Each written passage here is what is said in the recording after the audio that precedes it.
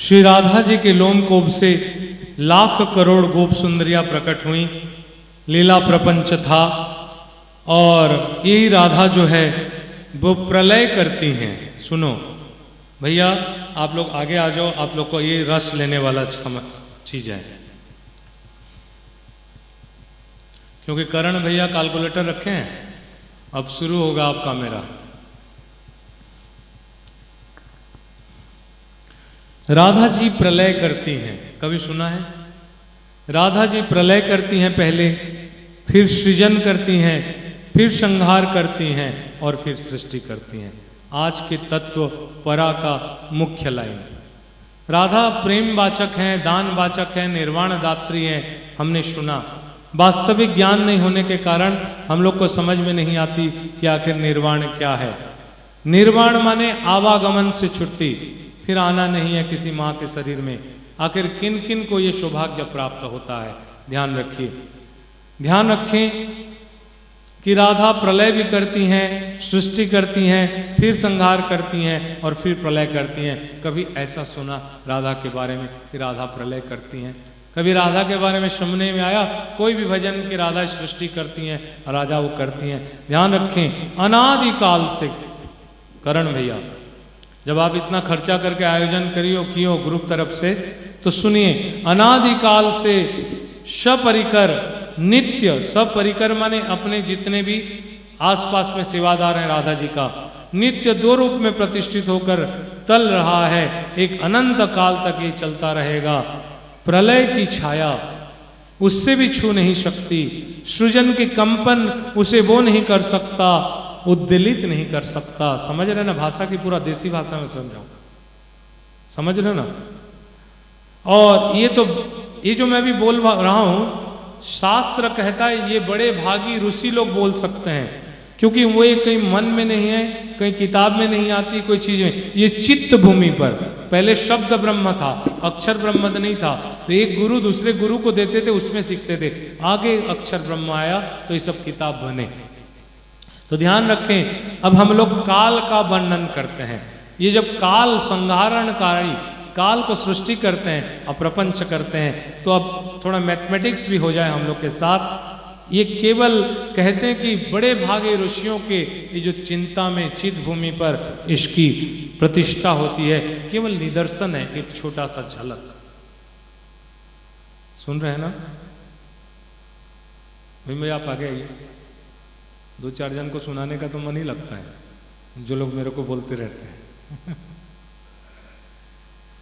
समय बताओ, 1 मिनट को अगर 60 भाग में डिवाइड किया जाए कितना होगा? करण भैया 1 सेकंड। उसके बाद अगर 100 में भागूं तो? चलिए, हम लोग का काल कैसे बने हैं देखिए। एक दंड, नाम लेते रहिएगा। 6 पल सोने का एक पात्र बनाओ, उसमें गहराई 4 अंगुल हो, 4 अंगुल, और 1 मासे का सोने का कांटा बनाओ जो 4 अंगुल लंबा हो, और उसको नीचे से छिद्र करो। उस पात्र को जल के ऊपर रखो। जितने देर में वो जल भर जाएगा, उस पात्र भर जाएगा, उसको बोलते हैं एक दंड। क्या कहा जाता है? 2 दंड में 1 मुहूर्त होते हैं, यानी 45 मिनट्स 2 दंड में, यानी कि 22.5 मिनट में 1 दंड, और 2 दंड माने 45 मिनट, तो 1 मुहूर्त हुआ। क्या हुआ? 1 मुहूर्त। 4 मुहूर्त में 1 प्रहर, यानी 3 घंटा में 45 मिनट, 1.5 3 घंटा। 8 प्रहर में 1 दिन, यानी 24 घंटा। और 15 दिन का रात, और हम लोग 15 दिन का एक पक्ष होता है, ठीक है? कि और कुछ एक पक्ष हुआ। कितने प्रकार के पक्ष हैं पंडित जी? 2 प्रकार, एक शुक्ल पक्ष, एक कृष्ण पक्ष। ये मानव लोग हम लोग काल कर रहे हैं। हम लोग के हिसाब से कौन कितनी जिंदा रहता है देखो। 2 पक्ष में 1 मास होते हैं, और 1 मास में जितने समय होते हैं वो पितरों का 1 दिन और 1 रात होता है। पितरों का, हाँ, तो एक पक्ष में, कृष्ण पक्ष में पितरों की रात होती है और शुक्ल पक्ष में पितरों का दिन होता है। मनुष्य की एक वर्ष 365 या 64.1/4, 65 तो कन्फर्म। तो मनुष्य के एक वर्ष में देवताओं का एक दिन और एक रात होता है। जब हम लोग का उत्तरायण होता है देवताओं का दिन होता है, और जब दक्षिणायन होता है देवताओं का रात होता है। यानी 6 महीना हमारा दिन देवताओं का दिन और 6 महीना देवताओं का रात। मनुष्य की अवस्था में, ये हम लोग 8 साल पहले चर्चा किए थे, मनुष्य की अवस्था में युग और कर्म के अनुसार समय बदलते हैं। अब सुनो प्रकृति और प्राकृत, क्योंकि आज तक हम लोग सुने थे शिव प्रलय करते हैं, लेकिन शिव कहता है नहीं नहीं प्रलय तो कोई और करता है। तो चलो जो प्रलय करता है उसके बारे में जाने कि प्रलय कौन करता है आखिर। वैसे हम लोग का 4 युग होते हैं, सत्ययुग, द्वापर युग, त्रेता युग और कलियुग। ये 4 युग एक बार घूम जाते हैं तो उसको बोलते हैं चतुर्युग। वैसे इनका संख्या, काल की संख्या है 12,000 दिव्य वर्ष। सत्ययुग की काल माने एक युग से एक युग जब चलते हैं तो उसका हम लोग डिवाइड कर दें, जो हम लोग एक हैं तो द्वापर में 2, त्रेता में 3 और सत्य में 4, यानी 4, 3, 2, 1 दिव्य वर्ष मिला के 12,000 वर्ष हम लोग का एक दिव्य वर्ष होता है। इनकी संध्या का काल भी है, क्योंकि एक साथ तो दिन से रात नहीं हो जाती, संध्या होता है। तो 2000 वर्ष का बताया गया है संध्या। यानी आपको कैलकुलेशन नहीं करने के बजाय मैं कैलकुलेट कर दे रहा हूं।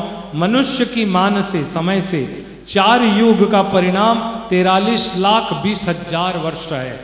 पहले बार 4 युग का कितना है? सुनते रहो, बोलते रहो। ओके 43, 4 लाख। मेरे को नहीं समझ में आया मैथमेटिक्स।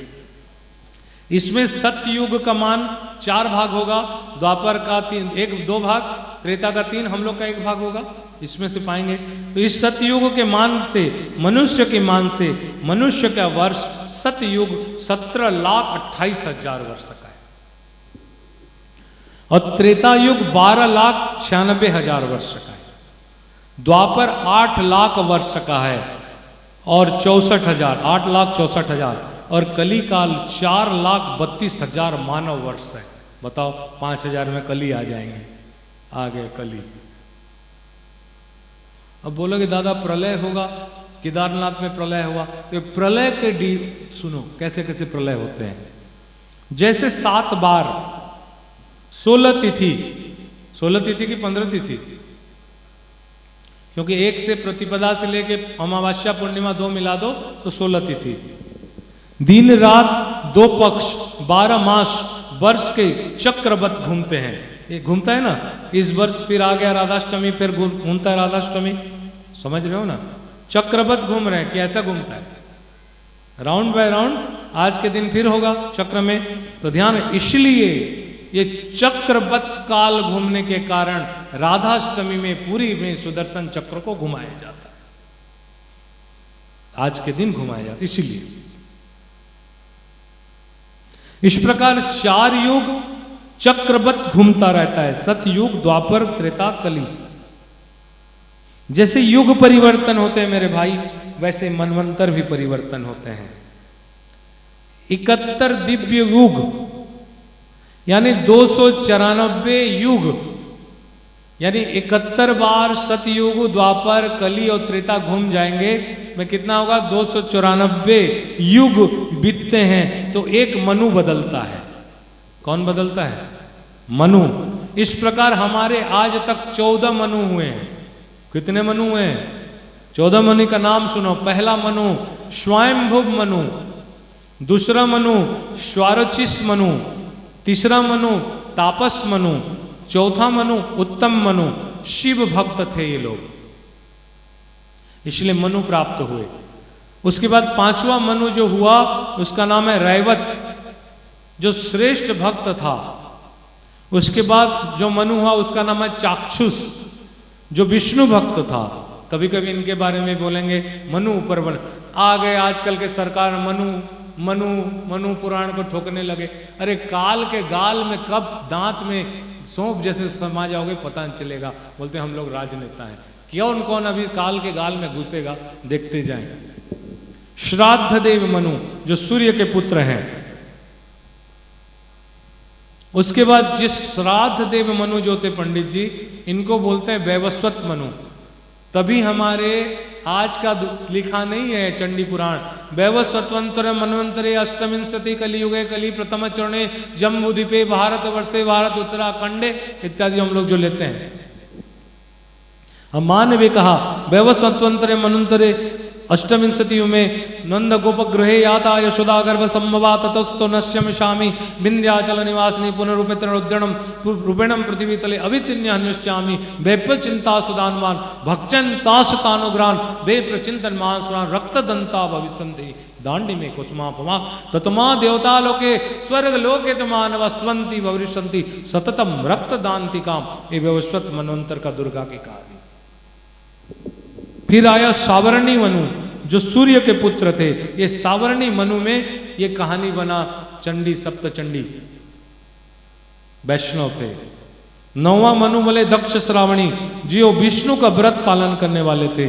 फिर हुआ ब्रह्म श्रावणी, धर्म श्रावणी, रुद्र श्रावणी, ये लोग धर्मिष्ठ वरिष्ठ वैष्णव थे।